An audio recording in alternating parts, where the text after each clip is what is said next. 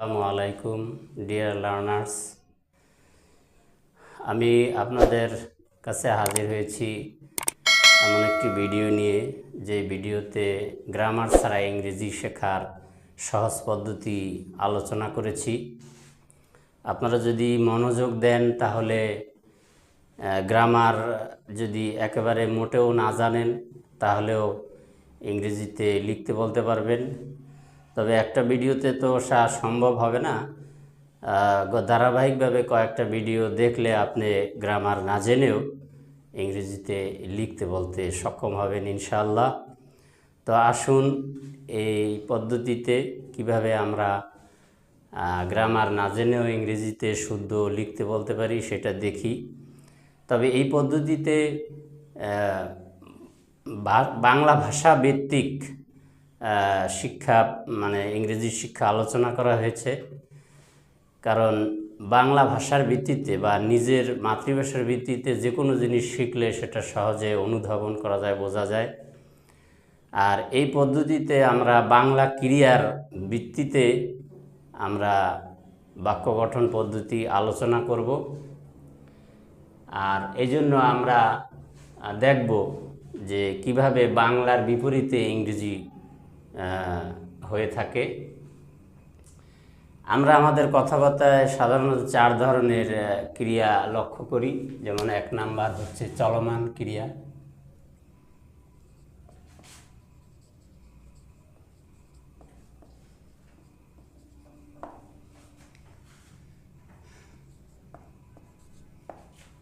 তারপর হচ্ছে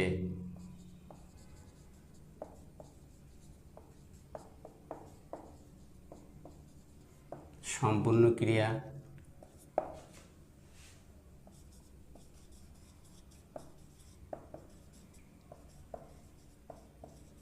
সাধারণ ক্রিয়া, তারপরে হচ্ছে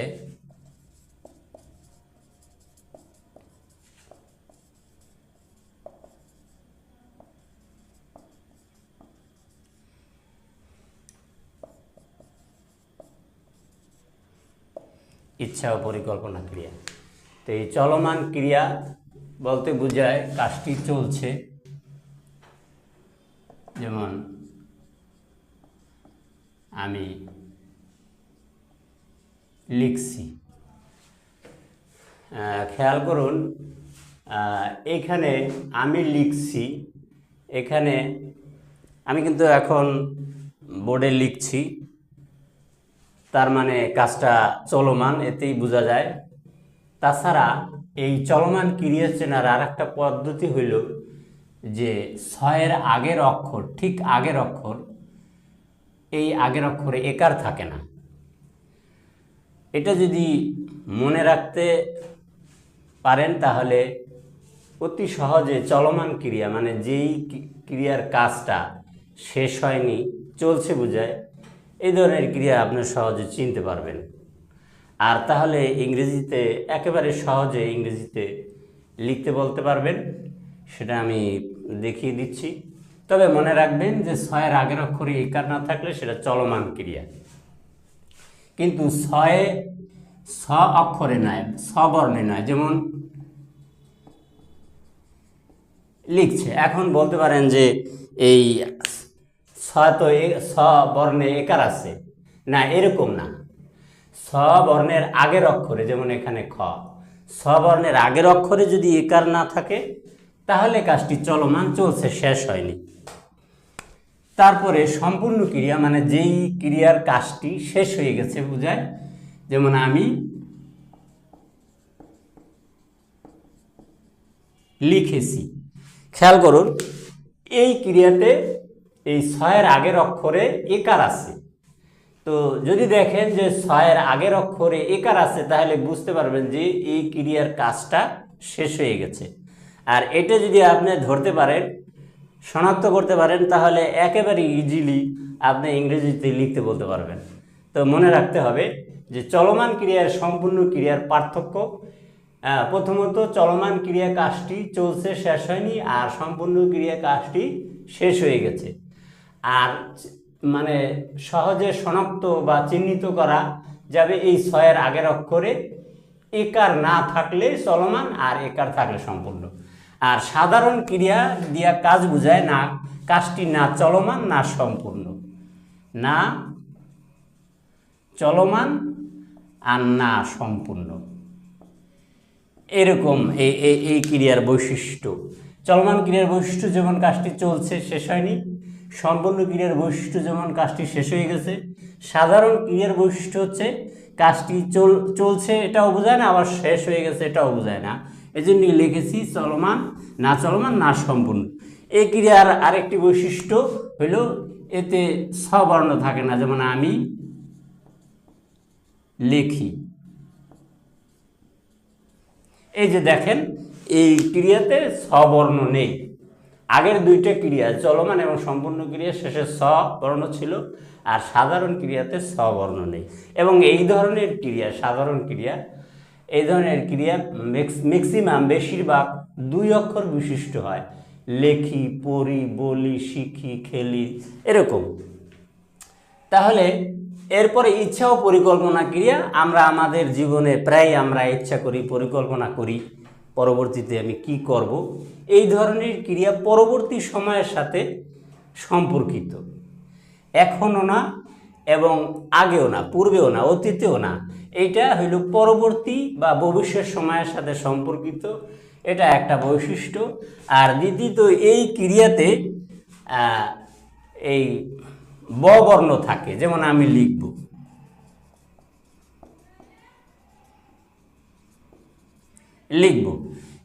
এই ক্রিয়া ইচ্ছা পরিকল্পনা ক্রিয়া জানার সহজ উপায় হচ্ছে শেষে ব বর্ণ থাকে, আমি লিখব। যেমন আমি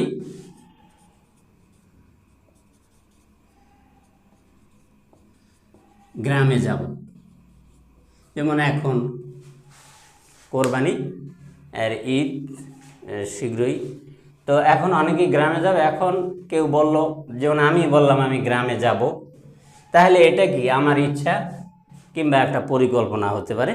তাহলে আমরা এই ধরনের ক্রিয়া কিভাবে ইংরেজি করব সেটা আমরা জেনে নেই।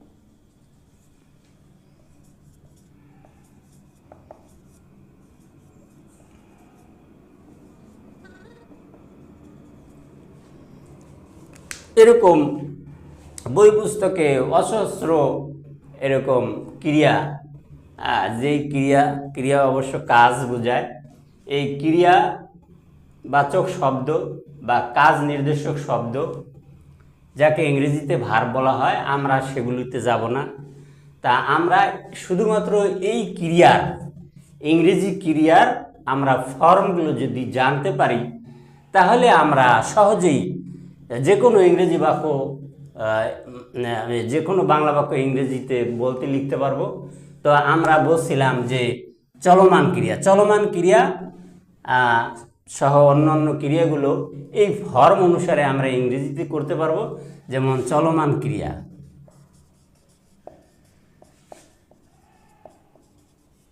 এই চলমান ক্রিয়াতে আমি বলেছি যে এই ক্রিয়াতে স্ববর্ণ থাকে, ছয়ের আগের অক্ষর একার থাকে না।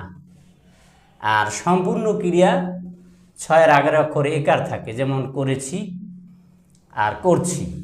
যেমন করেছি, ক র একার ছয়ের শিখেছি, করেছি। এইটা হলো সম্পূর্ণ ক্রিয়া, কারণ ছয়ের আগের অক্ষর একার আছে। এইটার চেনার উপায় আমরা এইভাবে জানতে পারি, এ ছ, কারণ একারটা আসলে এইরকম, এই ব্যঞ্জন বর্ণে আমরা এই রূপে একার রূপে লিখি। তো আমরা এই মূল যে একার স্বরবর্ণ অক্ষর দিয়া আমরা চেনব। সম্পূর্ণ ক্রিয়ার চেনার উপায় এরকম, এ ছ আর চলমান ক্রিয়ার চেনার উপায় হচ্ছে স, কারণ ছয়ের আগের অক্ষরে একার থাকে না। তো আমরা যদি দেখি কোনো ক্রিয়ার শেষে স আছে এবং এর আগের অক্ষরে একার নাই, তাহলে আমরা কিভাবে ইংরেজি করব? এটা ইংরেজি করব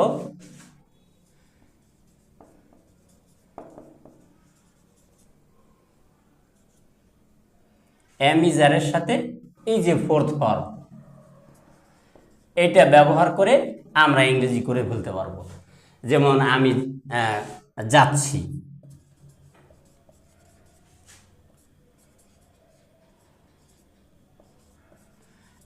এটা আমি যুক্ত অক্ষর না লিখে আলাদা লিখলাম যাচ্ছি। আমরা যুক্ত অক্ষরে লিখলে আমরা বুঝতে পারতাম না যে ছয়ের আগের অক্ষরে একার নেই। তো এইটা বোঝার জন্য আমি যুক্ত অক্ষর লিখলাম না, যে এই যে ছ মানে ছয়ের আগের অক্ষর যে চ, এটা একার নেই। তো এই কারণে আমরা এটা চলমান ক্রিয়া এবং ইংরেজি করবো এম ইজার। হ্যাঁ, ব্যক্তি আই হলে এম, ব্যক্তি একজন হলে ইজ, আর ব্যক্তি একজনের বেশি হলে আর, ব্যবহার করে ইংরেজি করব। তা আমি যাচ্ছি, তো আই ইংরেজি হচ্ছে আমি, আর বলছি যে আই হলে এম, আই এম। এরপরে ফোর্থ ফর্ম বলেছি যে এরকম ছয়ের আগের অক্ষর একার না থাকলে আমরা এই ফোর্থ ফর্ম ব্যবহার করে ইংরেজি করব, আই অ্যাম গোয়িং। তা এখন যদি বলি আমি যাচ্ছি না, তাহলে কি করব? এই এম এর পরে একটা নট ব্যবহার করব, আই এম নট গোয়িং, আমি যাচ্ছি না। আর যদি বলি যে প্রশ্ন করি, যদি আমি কি যাচ্ছি, তখন এই এমটা শুরুতে চলে আসবে, এই পার্সন বা ব্যক্তির আগে চলে আসবে। এম আই গোয়িং, আমি কি যাচ্ছি? এইভাবে আমরা যদি আমি যে পদ্ধতি সিস্টেম দেখালাম, এই পদ্ধতির আমি নাম দিয়েছি আইপিএম মেথড। আমি 30 বছর যাবত গবেষণা করে আসছি কিভাবে কার্যকরভাবে গ্রামার ছাড়া সহজে শুদ্ধ করে ইংরেজি লিখতে বলতে পারা যায়। তো আমি চিন্তা করলাম যে এইভাবে যদি শেখে তাহলে শেখাটা কার্যকর হবে, কারণ কোনো জিনিস সম্পূর্ণ মুখস্থ হলে সেটা আয়ত্ত করা যায় না, কিছুটা মানে বোঝার মাতৃভাষার সাথে সম্পর্কিত হতে হবে। যেমন চলমান ক্রিয়া, মানে এই চলমান কথাটা আমরা সবাই বুঝি, চলছে। তো এইভাবে যদি আমরা শিখি, মানে একটু বুঝে, একেবারে মোটেও বোঝা থাকবে না, শুধু মুখস্থ, আবার সব বোঝার বিষয়, তাহলেও আবার চলবে না, কিছু বোঝা আর কিছু মুখস্থ, এই দুইটার সমন্বয় হলে একটা জিনিস, যে কোনো একটা জিনিস সহজে আয়ত্ত করা যায়। আমি দীর্ঘকাল যাবৎ আমাদের দেশে অনেকেই এই গ্রামার ছাড়া ইংরেজি শেখানোর চেষ্টা করছে। আমি তাদের পদ্ধতি দেখে আমি দেখেছি যে কারো পদ্ধতি এরকম যে একেবারেই সম্পূর্ণ মুখস্থ, কিন্তু আসলে এত মুখস্থ করা সম্ভব না।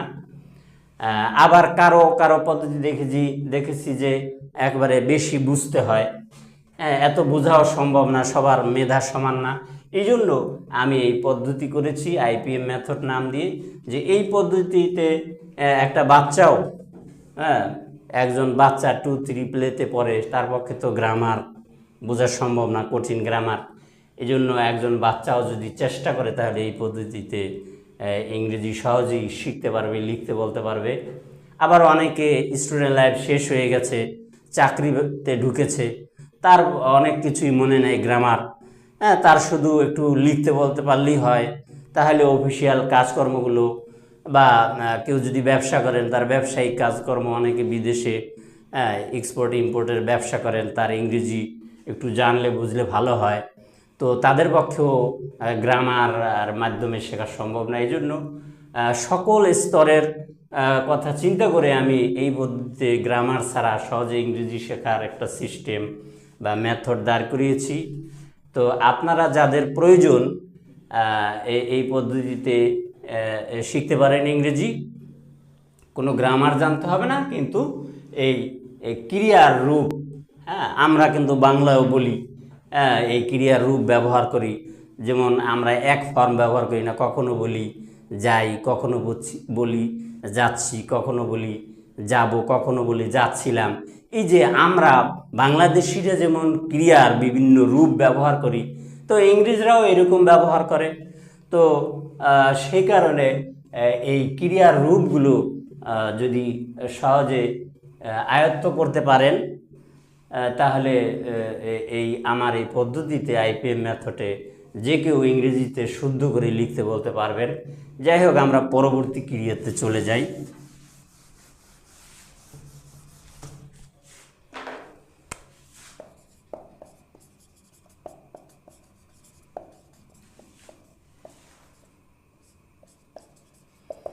সম্পূর্ণ ক্রিয়া বলেছিলাম যে এখানে 6-এর আগের অক্ষরে একার থাকে না, একার থাকে, চলমান ক্রিয়াতে একার থাকে না, আর সম্পূর্ণ ক্রিয়াতে 6-এর আগের অক্ষরে একার থাকে। এটার চেনার উপায় এই জন্য আমি দিয়েছি এ স। তো যেমন আমি লিখেছি না, ওখানে উপরে যা লিখেছি সেই অনুসারে, যেমন আমি করেছি।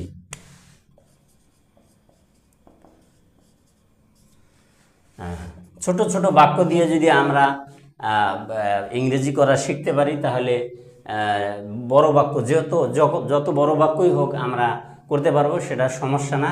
কিন্তু মূলত ব্যক্তি আর ব্যক্তির কাজকে যদি আমরা শুদ্ধ রূপে বলতে পারি, লিখতে পারি, তাহলেই মূলত বাক্যটা বা আমাদের কথাটা শুদ্ধ হয়। এজন্য আমরা ছোট ছোট বাক্য দিয়ে যদি আমরা ইংরেজিটা করা শিখি, তাহলে বড় বাক্য করতে আর কোনো সমস্যা হবে না। তা আমি করেছি। তো এইটা আমরা কিভাবে করব? হ্যাবের সাথে হ্যাবের সাথে থার্ড ফর্ম ব্যবহার করব। যেমন এই যে থার্ড ফর্ম, যেমন আমি করেছি, এইখানে এই থার্ড ফর্ম ডান হবে। আই হ্যাভ ডান, আমি করেছি। তো এই আই এর পরে আর ইউ এর পরে, আই আর ইউ এই দুইটার পরে সবসময় হ্যাভ হবে। আর বাকিগুলো একটু নিয়মের মধ্যে পারবে।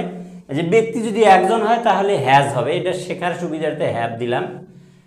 হ্যাভ থার্ড ফর্ম, একটু কয়েকবার রিপিট করতে হবে। সম্পূর্ণ করে হ্যাভ থার্ড ফর্ম 10-20 বার পড়লে জিনিসটা আয়ত্ত হয়ে যাবে। তারপরে আমরা এরকম থার্ড ফর্ম ব্যবহার করে এই ধরনের যে কোনো বাক্য ইংরেজি করতে পারবো। আমরা হ্যাভের পরে নট দিলে, যে আমরা বাংলা যেমন বলি আমি করিনি, করেছির জায়গায় যদি করিনি থাকে, মানে কথাটা যদি নেতিবাচক হয়, নাবাচক হয়, আমি করেছি এর বিপরীত কি করিনি, তাহলে আই হ্যাভ নট ডান। আমি কি করেছি, তখন আমাদের কি করতে হবে? এই হ্যাভটা পার্সনের আগে লিখে ফেলতে হবে বা বলতে হবে। লেখার সময় লিখতে হবে, বলার সময় বলতে হবে হ্যাভ আই ডান, আমি কি করেছি। তো যাই হোক, এইভাবে ক্রিয়ার যে বিভিন্ন রূপ, ডিকশনারিতে অসংখ্য ক্রিয়া দেয়া আছে। তো সেই ক্রিয়াগুলোর এরকম ফার্স্ট, সেকেন্ড, থার্ড, ফোর্থ এই 4টা ফর্ম লিখে প্রতিদিন 5টা ক্রিয়ার এরকম ফর্ম মুখস্থ করে আমরা এই নিয়মে যদি আপনারা চর্চা করেন, তাহলে একেবারেই ইজিলি ইংরেজি ভাষা আয়ত্ত হবে, কোনো গ্রামার জানতে হবে না। একেবারে সামান্য পরিমাণও গ্রামার না জানলেও চলবে।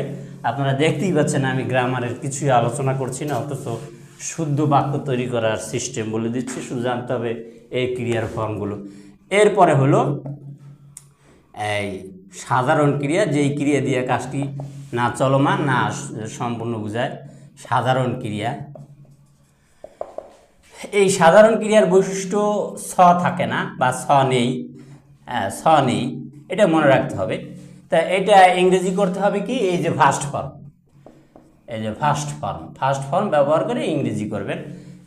ব্যক্তির পরে ফার্স্ট ফর্ম লিখবেন। যেমন আমি লিখি বা লেখি, এই যে নেই, তাহলে আই এর পরে আমরা এই যে রাইট লিখবো, অবশ্যই এখানে নাই, রাইট, রোট, রিটেন, রাইটিং। হ্যাঁ, তা আমি লিখি আই রাইট, আমি লিখি আই রাইট। আমি পড়ি আই রিড, হ্যাঁ ফার্স্ট ফর্ম। আমি যাই আই গো, আমি করি আই ডু। হয়তো অনেকে বলবেন যে এত ছোট বাক্য তো সবাই করতে পারবে না, আসলে ব্যাপারটা তা নয়। আমরা যদি মূল অংশ, একটা কথার মূল অংশ ব্যক্তি এবং ব্যক্তির কাজ, ব্যক্তি এবং ব্যক্তির কাজ যদি শুদ্ধভাবে আমরা বলতে লিখতে পারি, তাহলে বাকি অংশ কোনো ব্যাপার না। কারণ আমরা এই ব্যক্তি আর ব্যক্তির কাজের পরেই বাকি অংশ যুক্ত করি, যে আমি প্রতিদিন লিখি আই রাইট এভরিডে। আমার কথাটা যদি অনেক বড় হয়ে যায়, এরপরে এরকম আমি প্রতিদিন লিখি, আমি প্রতিদিন এক পৃষ্ঠা লিখি, I write everyday one page. এইভাবে আমি কথাটা যদি অনেক বাড়িয়ে দিই, কোনো সমস্যা না। এই এই ক্রিয়ার পরে হ্যাঁ আমরা সেইগুলো যুক্ত করব। এই জন্যই বলেছি যে এই ছোট ছোট বাক্য দিয়ে আমরা যদি মূল কথাটা, যেটা আমাদের বক্তব্য প্রকাশ করে, সেইটা যদি লিখতে পারি, তাহলে বাক্য যত বড় হোক সেটা ক্রিয়ার পরে। কারণ ইংরেজিতে ব্যক্তি এবং ব্যক্তির কাজ, হ্যাঁ ব্যক্তি এবং ক্রিয়া যেটি দিয়ে কাজ প্রকাশ পায়, সে ব্যক্তি এবং ব্যক্তির ক্রিয়া লিখে বাকি অংশ সব ক্রিয়ার পরে লিখতে হবে। তো এইভাবে করতে হবে। তো তারপরে আমরা আরেক প্রকার যে আমাদের ক্রিয়া, যেমন ইচ্ছা ও পরিকল্পনা ক্রিয়া।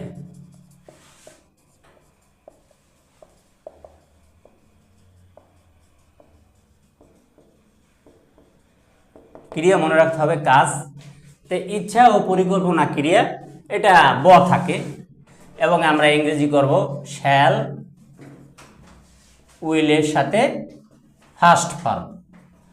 এর আগে সাধারণ ক্রিয়াতে শুধু ফার্স্ট ফর্ম ছিল, আর এটা ফার্স্ট ফর্মের আগে শ্যাল বা উইল হবে।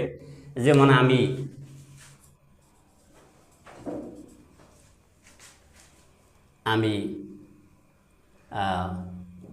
অঙ্ক করব,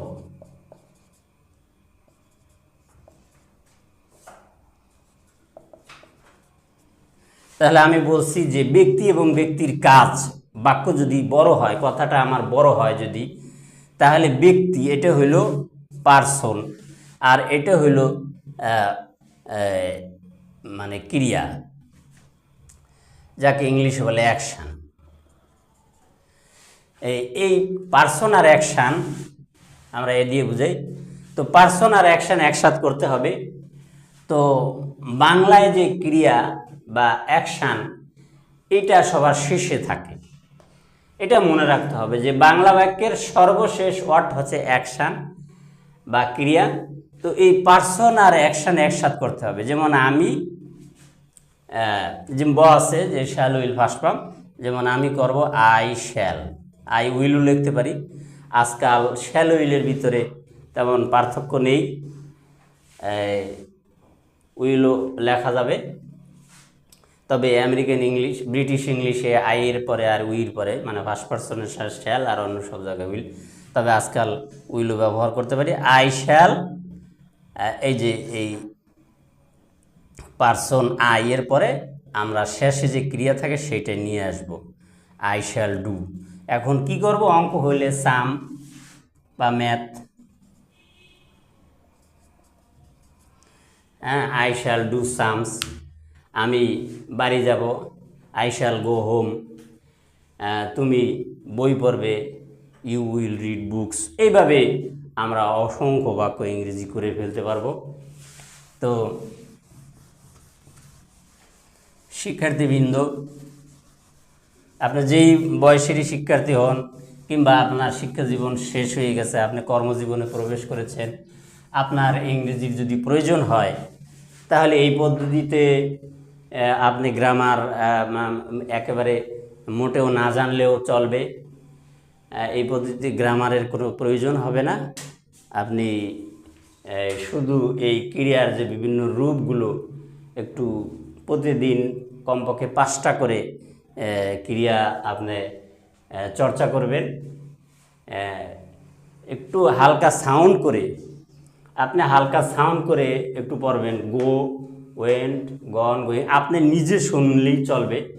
এরকম সাউন্ড করে আপনি একটু প্রতিদিন 10-15 মিনিট যদি একটু প্র্যাকটিস করেন, তাহলে এই পদ্ধতিতে আপনি একেবারে সহি শুদ্ধ করে ইংরেজি লিখতে বলতে পারবেন, স্পোকেন এবং রিটেন ইংলিশ তো হয়ে যাবে। তবে একটা ভিডিওতে সম্ভব না, বেশ কয়েকটি ভিডিও ধারাবাহিকভাবে দেখতে হবে। দেখলে আপনার এই পদ্ধতিতে গ্রামার ছাড়া সুন্দর করে ইংরেজি লিখতে বলতে পারবেন। আর যারা স্টুডেন্ট স্কুল, কলেজ, বিশ্ববিদ্যালয়ে পড়াশোনা করছে, তারা অনেকে ইংরেজিতে লিখতে পারে না শুদ্ধ করে।